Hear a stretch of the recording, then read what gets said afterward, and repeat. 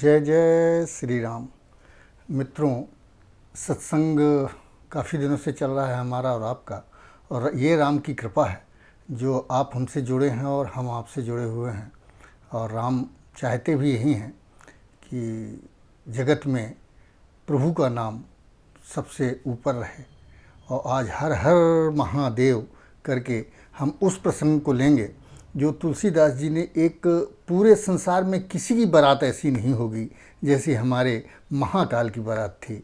और जब वो पार्वती जी से शादी करने जाते हैं, हिमाचल की बेटी थी, पर्वतराज हिमालय की, और मैना उनकी माँ थी, तो उनके यहाँ बारात लेके जाना था।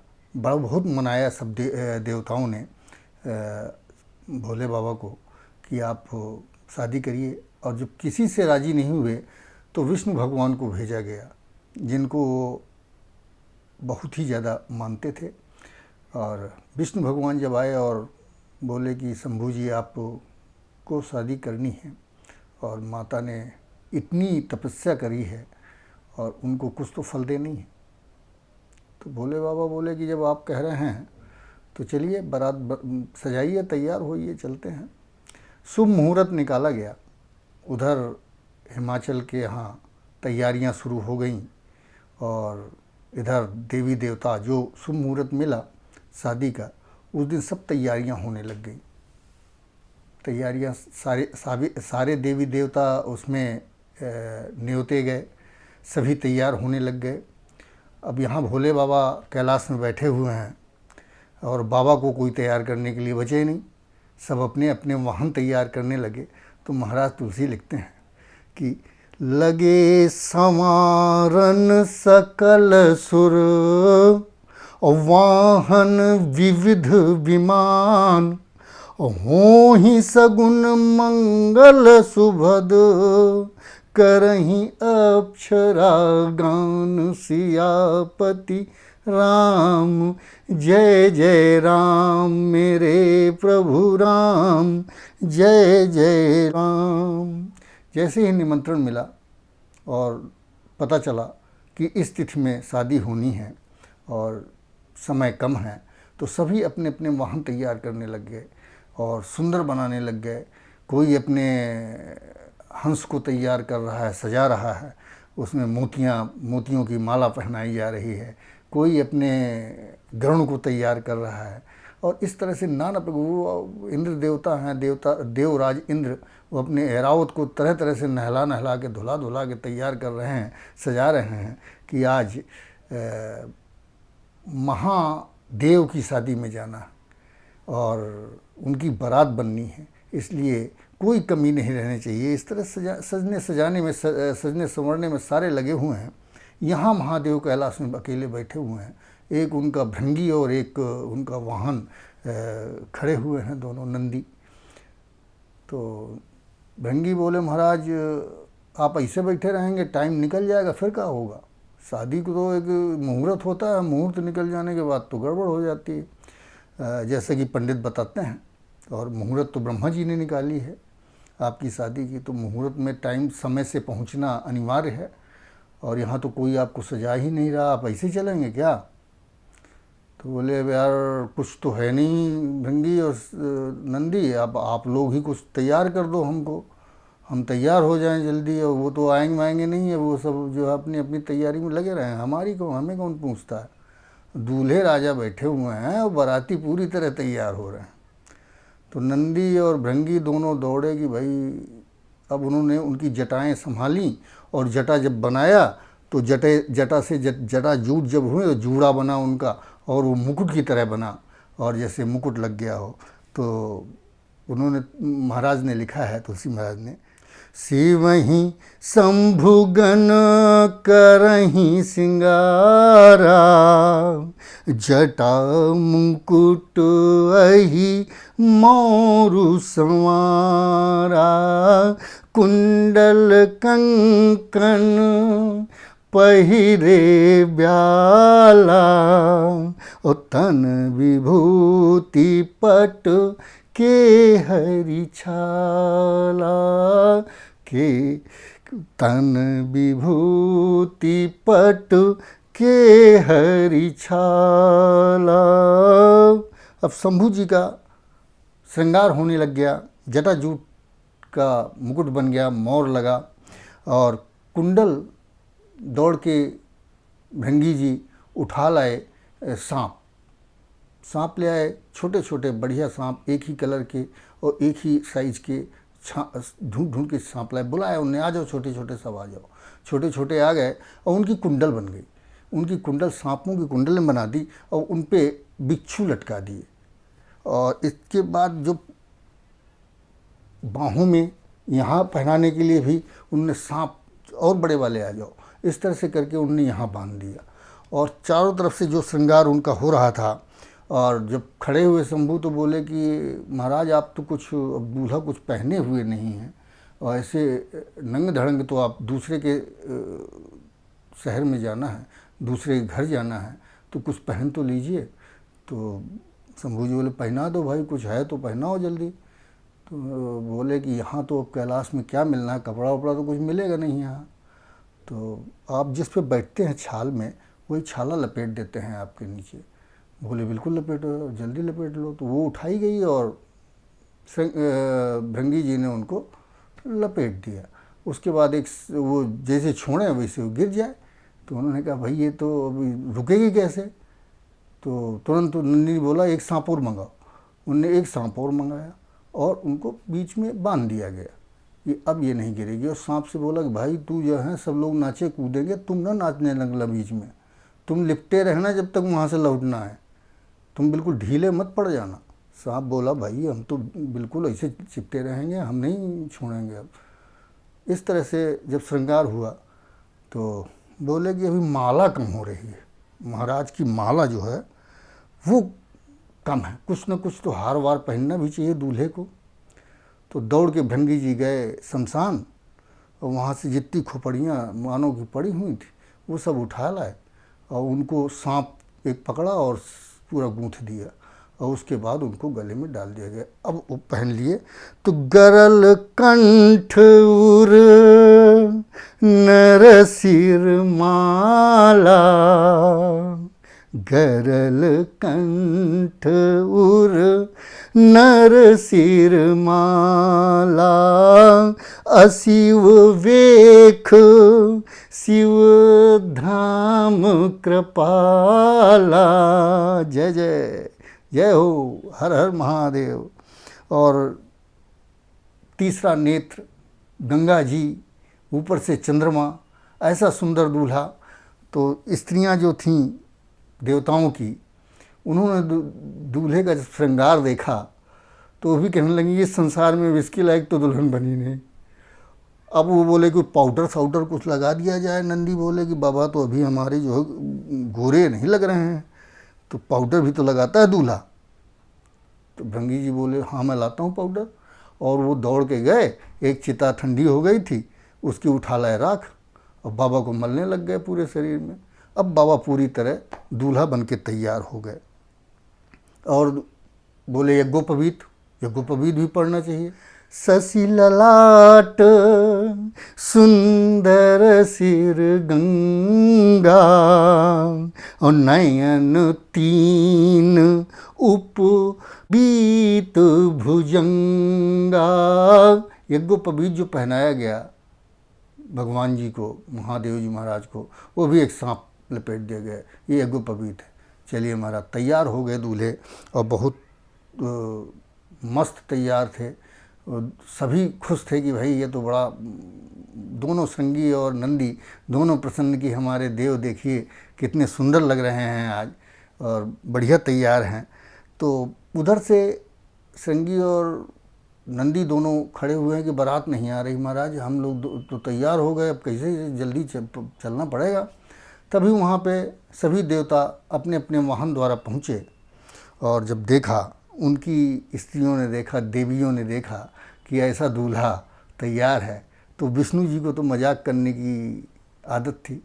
तो उन्होंने कहा कि भाई विष्णु कहा असी बिहसी तब, और बोली सकल दिसी राज, और बिलग विलग हुई चलहूँ सब, निज निज सहित समाज। सियापति राम जय जय राम, मेरे प्रभु राम जय जय राम। विष्णु भगवान जी ने कहा कि ऐसा भैया कि हम इनके अनुरूप है नहीं, हमारे इनके दूल्हे के अनुरूप तो बारात है नहीं। अब अपने अपने समाज के साथ अपनी अपनी व्यवस्था करके आगे आगे पहुंच जाओ, और दूल्हे राजा आ जाएंगे, अपने बारातियों के साथ आ जाएंगे। हम लोग बारात हम एक बारात लेके आगे चलते हैं, और जो जिस समाज का है वो उसी समाज में अच्छा लगेगा, तो आप लेके चलिए। और हम लोग पहुंचते हैं आगे, पीछे से महेश जी आ जाएंगे अपने। तो महेश जी उनका मजाक सुन करके मुस्कुराए। मन मन ही मन महेशु मुस्काही, और हरि के व्यंग बचन नहीं जाही। महादेव जी मन ही मन मुस्कुराते हैं, कहते हैं भैया हरि जी के व्यंग के वचन कभी ख़त्म नहीं होते, हर जगह ये यही करते हैं मेरे साथ। तब तक भृंगी बोले कि महाराज ये तो चले गए, सब भाग गए आगे आगे, अब हम लोग अकेले बचे हैं महाराज, अब क्या करें बताइए। तो उन्होंने कहा कोई नहीं। महेश जी मुस्कुराए कि अपने भूत प्रेत सब मेरे वाले गण बुलाओ, सब चलें बारात अब। तो बोले उनको तो निमंत्रण नहीं दिया गया, वो कैसे आएंगे। कहा नहीं नहीं नहीं, उनको बुलाओ, उनको निमंत्रण की ज़रूरत नहीं है, सब आ जाएंगे। अब जो है उनको बुलाया गया। अति प्रिय बचन सुनत प्रिय के रे, भृंगहि प्रेरी सकल गण तेरे। और भृंगी ने तरह तरह की आवाज़ निकाली, कभी कुहू कुहू किया, कभी हाय हाय किया। तो सारी चारों तरफ से भैया भूत प्रेत पिशाच निशाचर जितने भी थे भागते चले आए। बारात में निमंत्रण हो गया, चलिए भोले बाबा की बारात में अभी तक बुलाया नहीं था, अब तो बुला लिया, देखिए बुला रहे हैं, भृंगी जी बुला रहे हैं। तो भागते हुए चले आए। अब जो महाराज तुलसीदास जी ने उनकी बारात की जो उपमा दी है और जो वर्णन दिया है वो अद्वितीय है, कहीं पूरे संसार में नहीं मिलता। अब सुनिए उनके चौपाइयाँ और छंद कितने बढ़िया लिखे हुए हैं, और सुन के मस्त हो जाएगी तबीयत, और बारात आंखों के सामने छा जाएगी आपके। ऐसा लिखा है महाराज तुलसी ने। को मुखहीन, बारात का वर्णन। को मुखहीन विपुल मुख काहू, कोई तो मुँह ही नहीं था किसी के, और किसी के बहुत सारे मुँह थे। ऐसे ऐसे लोग बारात में आ गए। को मुखहीन विपुल मुख काहू, और बीनु पद कर को बहु पद बाहू। कोई बिना पैर के था, किसी के बहुत सारे पैर थे, किसी के हाथ ही नहीं थे तो किसी के बहुत सारे हाथ लगे थे। ऐसे ऐसे लोग। विपुल नयन को नयन विहीना, विपुल नयन, किसी के तो बहुत सारे नयन और कोई किसी की आंखें ही नहीं। विपुल नयन को नयन विहीना, रिष्ट पुष्ट को अति तन खीना। कोई तो बहुत मोटा था, बहुत ही विचित्र मोटा, और कोई ऐसा था जो बिल्कुल तीली के समान पतला था। ऐसे ऐसे विचित्र बारात इकट्ठा हुई महाराज की, भोले शंकर की। और उसमें एक छंद है। तन खीन को अति पीन पावन, को अपावन गति धरे, भूषण कराल कपाल कर सब सद सोनित तन भरे, खर स्वान सुअर सकाल मुख गण, वेख अनगित को गने, बहु जिनस प्रेत पिशाच जोगी, जमात बरनत नहीं बने। जय जय हर हर महादेव। ये महादेव जी की बारात में है, आप भी शामिल होइए। कैसे विचित्र बारात, जो संसार में न कभी निकली थी और शायद आगे कभी संभावना नहीं है कि निकल पाए, वैसी बारात देखी जाए। बारात चले। अब बारात में नाचना भी पड़ता है, बारात में गाना भी पड़ता है। अब भोले शंकर के तो गायक, भूत पिशाच, उनको तो कितना अच्छा गाना आता है और क्या गाना आता है, क्या नाचना आता है, वो वही जानते थे। और वही भोले शंकर को पसंद था। नंदी में बैठे हुए बैल में, और मृगशाला लिपट रखी, साथ में सांपों की पूरा आभूषण सांपों का, चंद्रमा चमक रहा, 3 नेत्र वाले भोले शंकर नंदी में शोभायमान हो रहे थे। तो नाचहि गावहि गीत परम तरंगी भूत सब, और देखत अति विपरीत, और बोलहि बचन विचित्र विधि।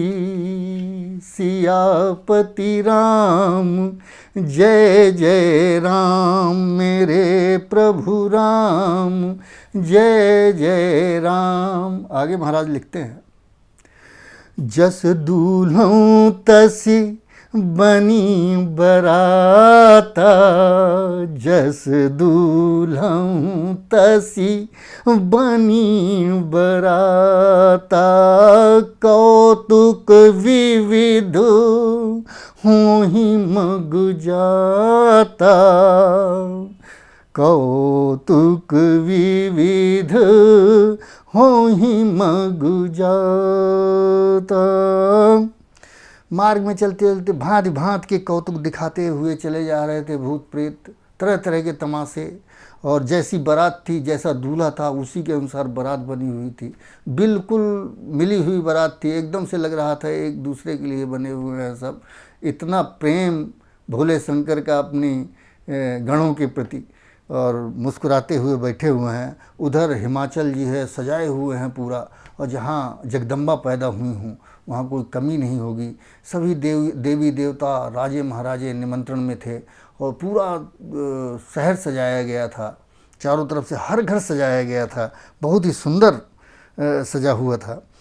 तो उसमें लिखा है महाराज तुलसी ने कि उसका वर्णन कैसे शब्दों में किया जाए, जहाँ जगदम्बा ही पैदा हो गई हूँ।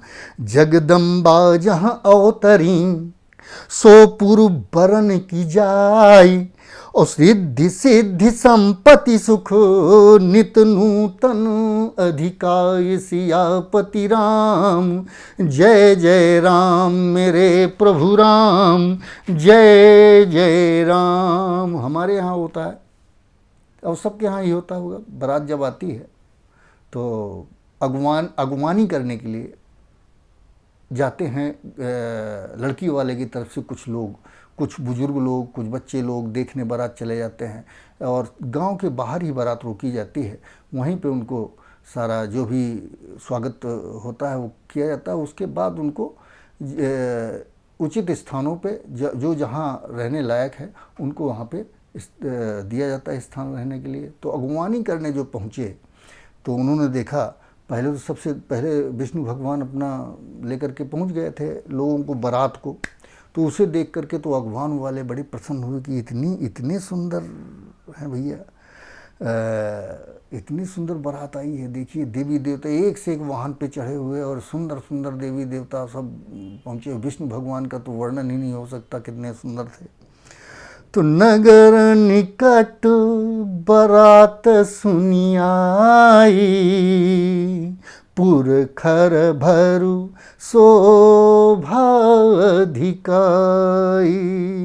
करि बनाव सजी वाहन नाना, चले लेन सादर अगमाना।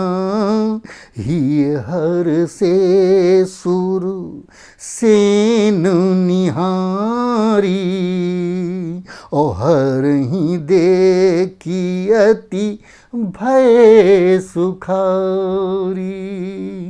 भगवान हरि को देख करके जो अगवानी करने पहुँचे थे वो तो बड़े प्रसन्न हुए कि अरे दूल्हा कितना सुंदर है भाई, उन्हीं को समझ गए। अभी तो दूल्हा पीछे आ ही रहे हैं अपनी बारात लेकर के।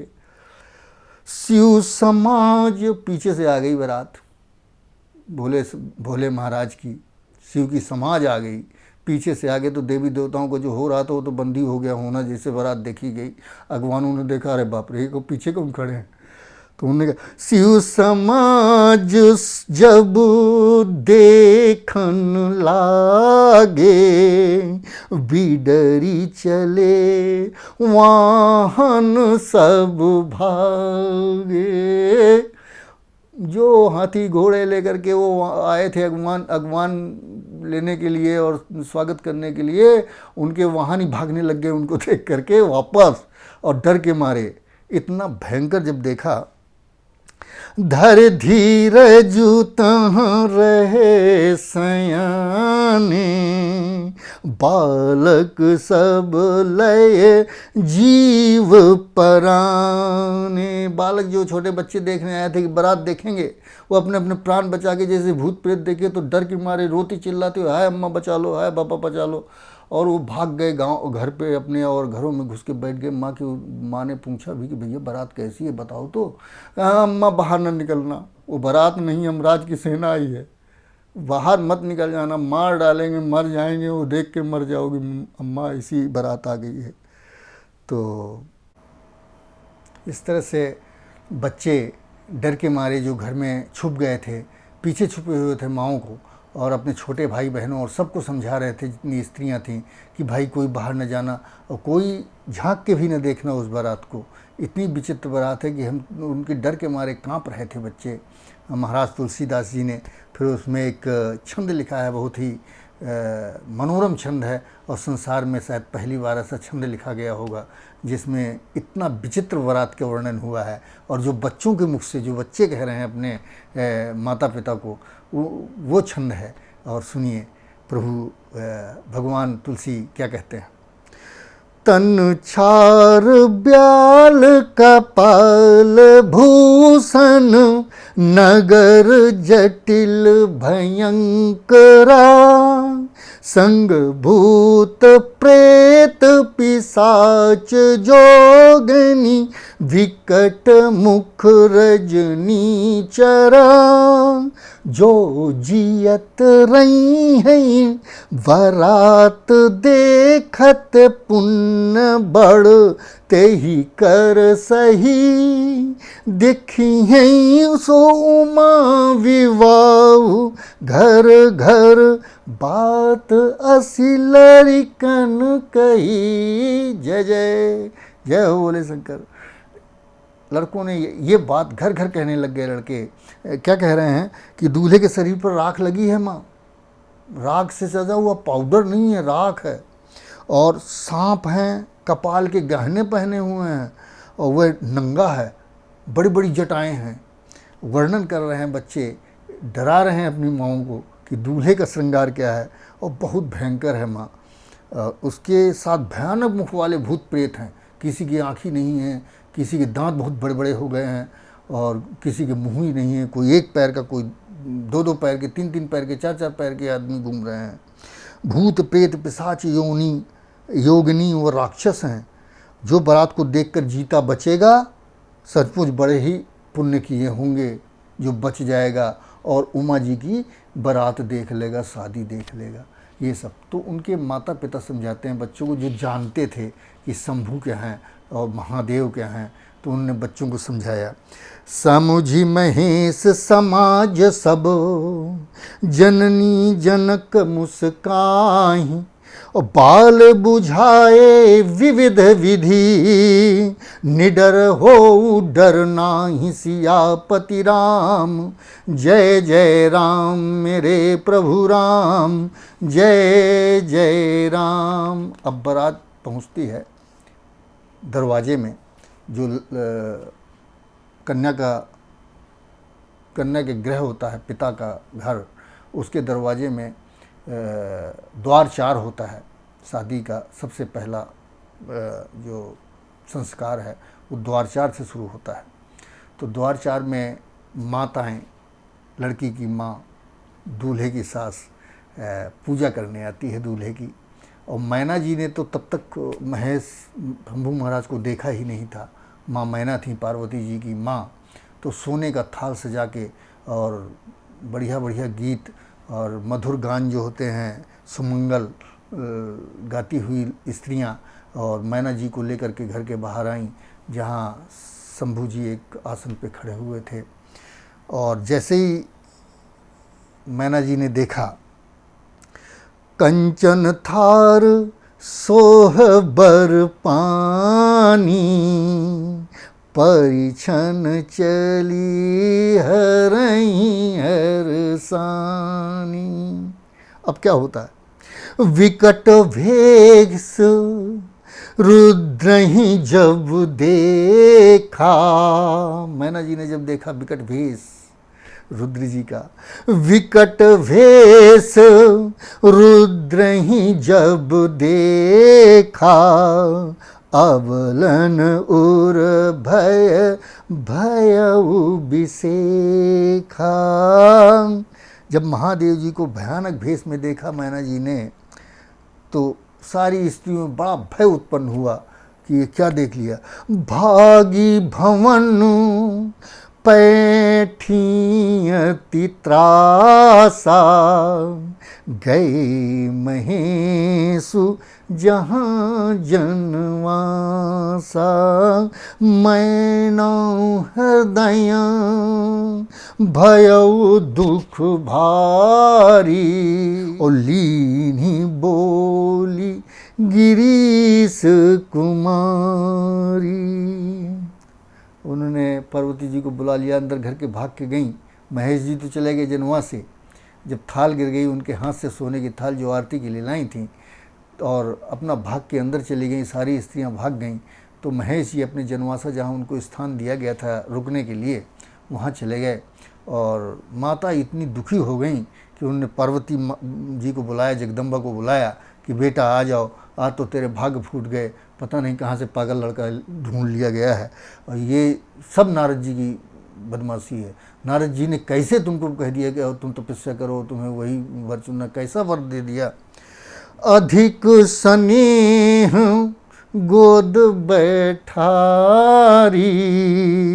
और श्याम सरोज नयन भर बारी, जही विधि तुमहि रूप अस दीन्हा, तेहि जड़ बरु बाउर कस कीन्हा। का विधाता भी क्या है, जो भाग्य लिखते हैं वो कितने बौरा गए हैं, बिल्कुल दिमाग नहीं है उनको। जितना सुंदर तुम्हें रूप दिया है बेटी, उतना इतना पागल तुम्हारे लिए वर कैसे रख दिया विधाता ने।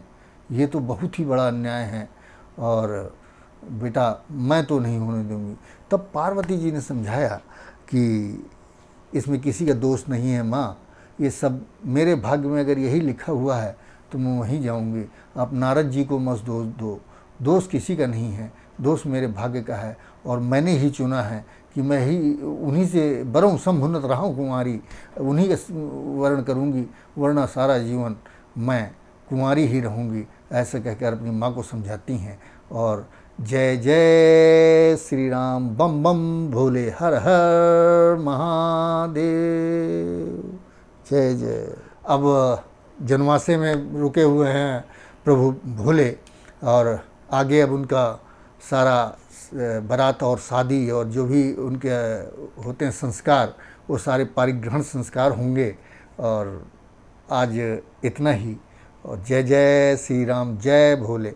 और आप हमसे जुड़े रहिए, रामालय को सब्सक्राइब करते रहिए, और आगे भी बहुत सारी मनोरम कहानियाँ हैं इसमें, तो उनको लेकर के आएंगे आपके बीच, और होगा फिर से सत्संग। जय जय श्री राम।